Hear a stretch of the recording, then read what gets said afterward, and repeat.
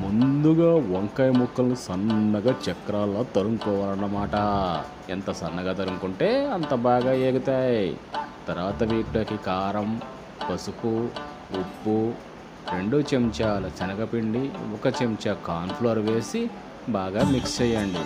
దీంట్లోనే సన్నగా తరిమిన ఉల్లిపాయ ముక్కలు, పచ్చిమిర్చి చీలికలు వేసుకొని కలుపుకోండి. తర్వాత స్టవ్ మీద బాండీ పెట్టి దానిలో నూనె వేసి నూనె బాగా కాగనియండి.